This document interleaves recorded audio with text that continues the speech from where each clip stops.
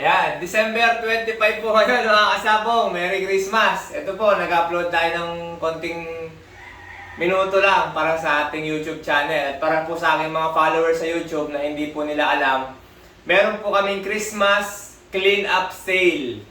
Ayan mga kasabong, yung pong budget nyo sa pinakamababang halaga na 5K ay may mabibili na po kayong stags dito. Magaganda po sila. So, starting price po namin sa clean-up sale is 5K lang. Kung meron kayong 8K pataas, ay breedable na kasi meron po kaming mga hiniwalay na 10K, 8K, yung mga class A natin, nakasale din, of course.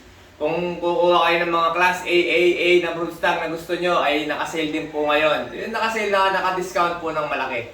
Ayan, ibig sabihin naka-discount po sila ng malaki. Tapos, sabi ko nga, sa mga ibang stags po namin, as low as 5K lang, may makukuha na po kayong magagandang stags dito. Ayan, open farm po mga kasabong. Open na po ang farm.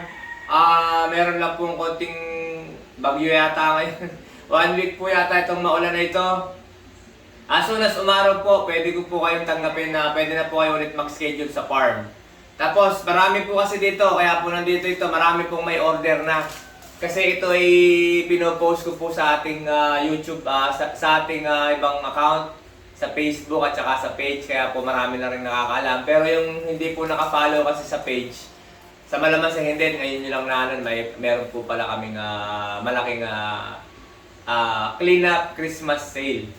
Ayan mga kasabong, pwede po kayong mag-farm visit. Mas maganda po, in-advise ko na kung nandito kayo, mas okay po. Tapos ito nga po mga kasabong, tuloy-tuloy po ang ating production para sa 2025. Mas marami pong breeding. Tapos nagkaroon na rin po tayo ng farm extension, working on farm extension sa iba pong lugar. Maraming salamat po sa mga kaibigan kong tumutulong para sa ikatatagumpay po ng farm extension namin. Maraming salamat po. Tapos, ang mga bloodline po natin, as usual, walang binread na hindi sinubukan. Walang pinarami na hindi nagpanalo. Yan po ang lagi kong masasabi sa mga linyadang binibreed po namin dito, mga kasabong. And I can only promise of good bloodlines and ahead of time sa mga magagaling nating dinidevelop na manok, ahead of time ang ating pag-upgrade. Alam niyo po yan, hindi po tayo nagpapaiwan sa every year na lumalabas na kung may mas magaling ay ina-acquire po natin para ma-infusean ng ating mga manok at mapagaling din taon-taon. Yan lang po yung naipapangako ko lagi sa mga kliyente. Maganda naman po ang score ng ating mga kliyente dahil sa page ko ay, kung nakafollow kayo sa page ko, makikita nyo tuloy-tuloy po ang update ng mga kliyente, yung mga nagcha-champion, nag-update po sila. So maraming salamat po, maliit na bagay ang pag-update nyo sa amin, pero napakalaking achievement po para sa amin. So maraming salamat po. Ayan mga kasabong, eto lang po, tapos magkakaroon na po tayo ng expo mga kasabong, January 17, 18, 19 sa World Trade Center. Booth number 424, Hall D. Yan mga kasabong.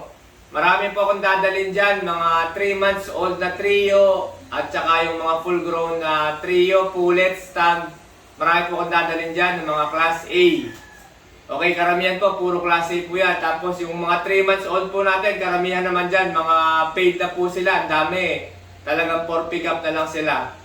Ayan, so magdadala rin po kaming mga extra para po meron din ma-avail yung mga darating doon sa ating mga 3 months.